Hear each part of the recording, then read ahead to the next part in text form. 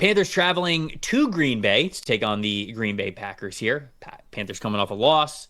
Packers coming off of a win.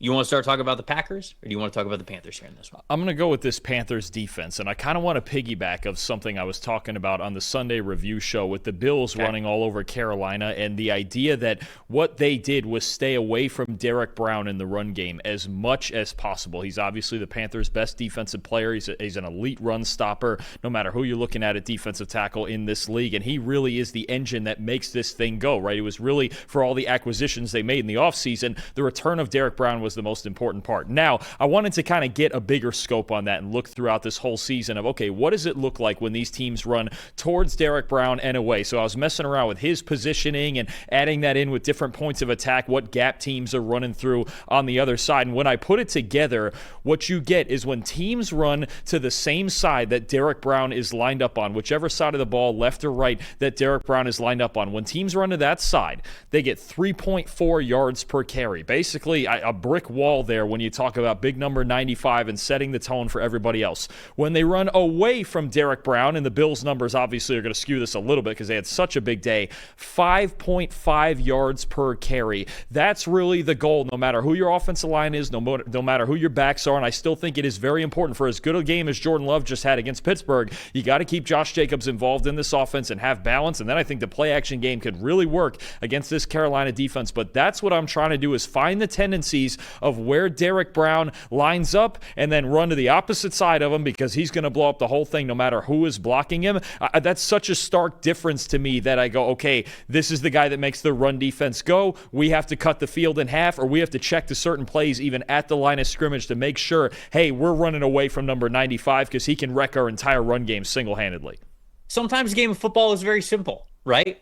Run behind your best offensive lineman and run away from the other team's best defensive lineman. We've all been there. If you're playing Madden and you look on the defensive line and either the defensive end or the defensive tackle to the right or left side, they got that little X factor underneath their name. You go, all right, we're going to flip this. We're going to go the opposite way. I'm not going to run right at that guy. That's how it feels like with Derek Brown right now, who is just, he's been fantastic for everything that the Panthers are trying to do on the defensive side of the ball. You look at the good games that the Panthers have had on defense this season, and Derek Brown is often the cornerstone of why they're playing well. So that does make a ton of sense there. I'm going to stick in the trenches for talking about the Panthers. You know, Bryce Young misses last week with an ankle injury. The word right now on Wednesday as we're recording this show is he's day-to-day. There's optimism that he could be playing in this game, but even with Bryce Young coming back in this game, the ankle is not going to be 100%, and he's going to be going up against a Packers defensive line that really knows how to pin their ears back and get after the quarterback. So independent of whether or not he's even out there, I mean, if he's not out there, Andy Dalton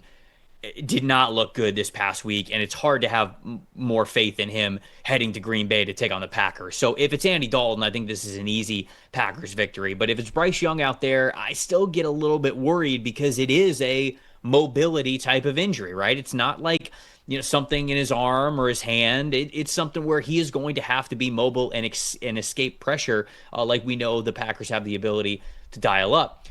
However, that's not the main point in the trenches that I want to talk about here. Packers, when it comes to run defense, because I believe, again, independent of who's out there at quarterback, the Panthers are best when they are running the football, when they are primarily a rushing football team. The Packers this season, 8th in team run defense grade at a 71.9, 12th in EPA per rush allowed, and then specifically from their defensive line, because remember, it's the offensive line of the Carolina Panthers that has been playing really well, kicking some ass, opening up those running lanes for either Rico Dowdle or Chuba Hubbard. It's been more of Rico Dowdle lately, but the Packers defensive line specifically, 7th in overall run defense grade just from that unit, just from those guys on the first level on the line of scrimmage. So it's going to be a battle there up front, and I think that it's going to be even. I think the Panthers are going to win theirs. I think the Packers are going to win theirs, but ultimately, even if the Panthers end up winning that battle a little bit more, they've got to get more from Chuba Hubbard, and I think that they can. He is a talented back, but last week against the Bills, 12 carries, 34 rushing yards, and I understand that the game script got away from him. There's no doubt about that, but still, Chuba got 12 carries, and he still only got 34 yards.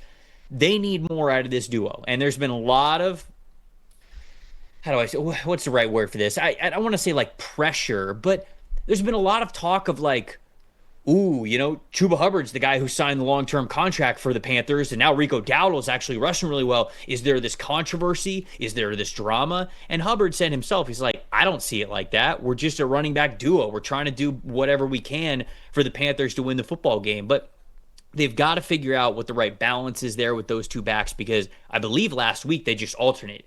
There's one guy on one drive, one guy on the other. And I feel as though balance in the run game it requires a little bit more feel than just saying one on and one off. And so we'll see what the Panthers are like rushing the football. But if they don't have a good rushing day, I think this one could really get away from them. I'm going to say that the Packers win this football game, specifically with Bryce Young having that lower body injury and mobility being an issue here.